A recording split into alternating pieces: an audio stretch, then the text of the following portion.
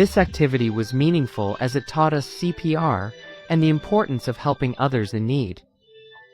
Can be their own small amount. This activity has taught me how to perform CPR and how to do it when I encounter difficulties. When adults ask for help, I want to actively participate. It prepares me to handle similar situations in my life and also teaches the child to participate and learn from the experience. I'm afraid that one day when he encounters a situation, then he can help others. I am very grateful to the school for organizing such a training activity for learning first aid, which is very meaningful, not only for us to learn to help ourselves, but also to help the people around us.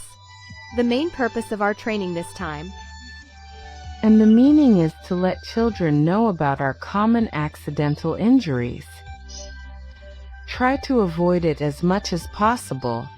And at the same time, we also bring our first aid skills to the children, both to grasp the training of awareness from our children and to truly do our homeschool doctoring in the child's childhood for seamless protection, so that our children can spend a wonderful and happy childhood and a healthy and safe childhood.